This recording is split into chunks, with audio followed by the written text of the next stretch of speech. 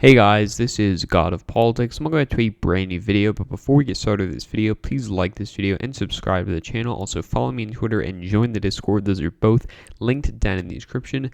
But in today's video, I will be doing an updated version of my governor elections predictions. Now, I haven't done one of these in quite a long time. I really can't even remember the last time I did one of these. It's probably been about 2 months now, but I am doing an updated one. And I am doing it after the 2021 elections. This is my first governor election prediction, or Senate election prediction for that matter, since the 2021 elections. I will have another Senate election prediction out soon. But anyways, let's get right into these governor elections. And you'll be able to see on this map that the national environment has really soured for the Democratic Party.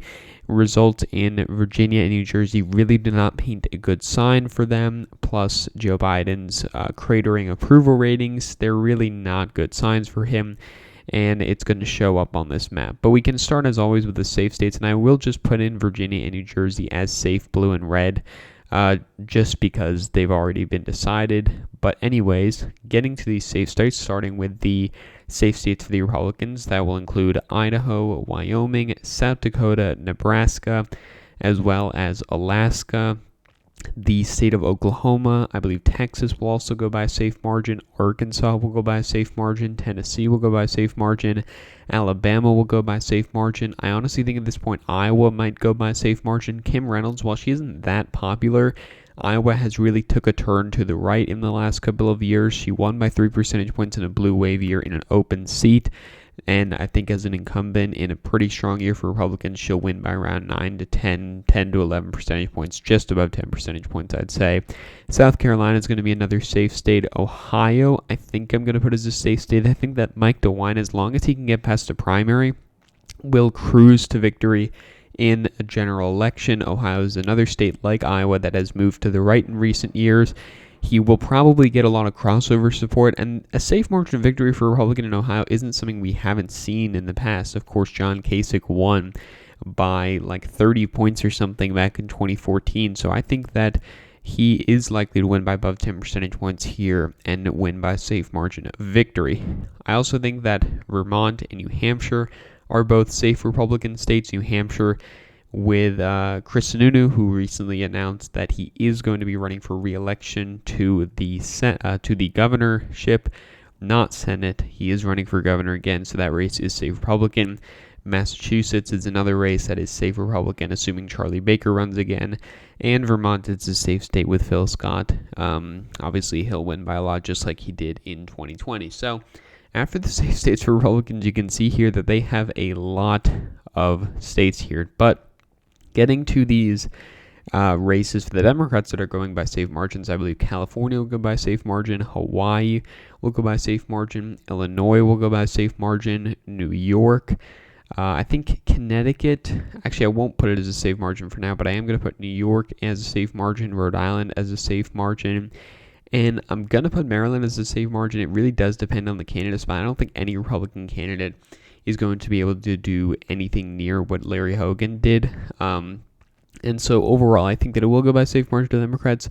Could it be slightly closer? Yes, depending on the candidate. But at the end of the day, I think the Democrat probably wins it quite easily. Now, getting into these likely margin states, I think that Florida will go by a likely margin. Florida, obviously, you have Ron DeSantis here, who has none of the best approval ratings, especially since COVID has happened, but he has raised a lot of money. He's got this national profile now, and the Florida Democrats are really just a mess. And after Trump's strong performance there, I think that Ron DeSantis is highly likely to win this election, and I think that he'll win it by a likely margin as well. Now, I don't actually think there are any other likely margin states here, so we can get into some of these likely margin states for the Democrats. I think Connecticut is a likely margin state. Ned Lamont is pretty popular, I guess. You know, he used to be less popular before COVID, but he has gotten more popular now, and I think that he's going to win. But you know, these races have tended to be a little bit closer, so I think that he'll win, but by a likely margin. Now, I actually think that that is all of the likely margin states. We can get into the lean margin states here. I think that starting off first is the state of Kansas. I think Kansas will be a lean margin state. Kansas does have a Democratic incumbent, of course. You've got Laura Kelly in this state. Now, I think she's pretty likely to lose. How much is the question? I think at this point she probably loses by around 4 to 5 percentage points. I think we'll get a clearer picture of how much she'll lose by once we figure out who that candidate is. But as of now, I think that she probably loses by a lean margin. I also think that Arizona is going to go by a lean margin. This is probably going to be a race between Yee, the treasurer, and Hobbs, the secretary of state. And I think that Yee, at the end of the day, is going to end up winning this race probably by a lean margin here. I think that Georgia is also going to go by a lean margin. I think that Brian Kemp is going to win this race. I don't think he's going to lose the primary. I don't think he's going to lose the general election. Stacey Abrams, I'm not even sure whether she's running. I mean, by this point, back in 2018, or for the 2018 election, she had already announced and she was already campaigning. So I am surprised that she hasn't announced. I do think she probably will run at the end of the day. But because of the way that the electorate is going to look, I don't think that she is going to win. Now, I don't think that any of these other races, actually, I think that Wisconsin will probably be lean Republican. I think that Tony Evers isn't really a great candidate, and I think that he is probably going to lose, even though in 2018 Scott Walker only lost by 1.5 points in a blue wave year. I think that Tony Evers as an incumbent will lose by more than 1.5 points in a red wave year, and I think that at the end of the day, this race is going to be a lean Republican race. Now, for lean margin states for the Democrats, I'm going to start off with the state of Oregon. Now, back in 2018, this was actually quite a close race. I believe it was about a 7-point race or so, so it's perfectly plausible that this race could go by a lean margin. And another interesting thing, the state legislature is basically a Republican gerrymander. Because of the agreement, Democrats got a good congressional map, Republicans got a better state legislative map. I know, you don't necessarily have to call it a gerrymander, but it does favor them more than it would have had Democrats drawn this map the way that they would have liked to. So there's a real possibility that we could see a Republican trifecta in the state of Oregon, which would be very, very odd. But anyways, I do think as for the governorship, it will go by a lean margin. I think Colorado also goes by a lean margin. Colorado, you've got Jared Polis here. Colorado just has shifted to the left so much in recent years, even more so than Virginia. And I just think that it's gotten to the point where Republicans, even with a good candidate, even with a good year, aren't going to be able to beat an incumbent, especially an incumbent like Jared Polis.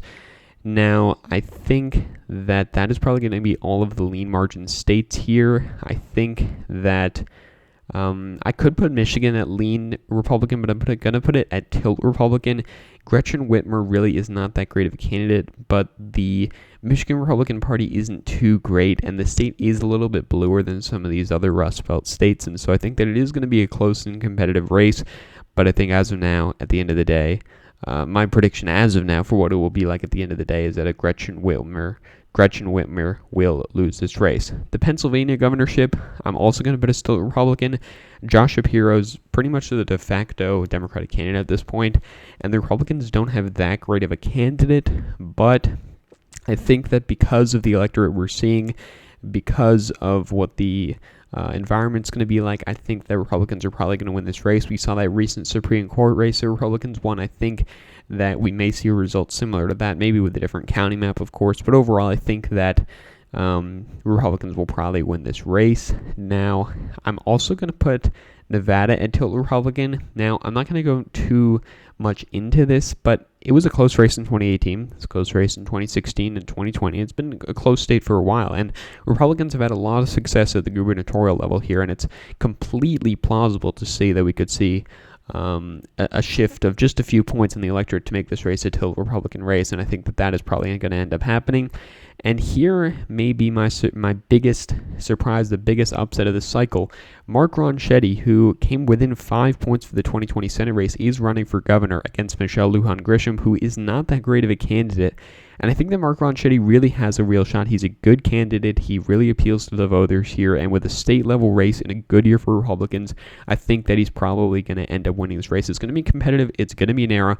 But I think that he's just the perfect candidate that the Republicans in New Mexico need to win this race. Now, these final two races here, Minnesota and Maine, I am going to put at tilt Democratic. Maine, you've got Paul LePage running again, but both of his wins were in red wave years, and he won without a majority of the vote. I don't think we're going to see a scenario similar to that in 2022 because we've got ranked choice voting, because we're probably going to have an electorate that is still Republican favored, but less Republican favored than it was in 2010 and 2014. So I think that this race narrowly goes to the Democrats. As for Minnesota, I think that it's just a little bit too blue. Tim Walz won by like 10 points in 2018. I think he's going to win by a lot less this time, but I think that he narrowly holds on. So anyways, we can see here that Republicans end up with 33 governorships. Democrats end up with 17 governorships. That would be a very bad result for Democrats in this scenario. Republicans flip Wisconsin, Michigan, Pennsylvania, Kansas, Nevada, and New Mexico. Democrats don't come really that close to flipping anything. I guess the closest they come is in Georgia, but really overall, it's not looking too good for the Democrats right now, and it's looking like they're in for some big losses come 2022. So anyways, thank you for watching this video. Please like this video and subscribe to the channel. Also follow me on Twitter and join the Discord. Those are both linked down in the description. But again, guys, thank you all for watching this video, and I will see you guys later.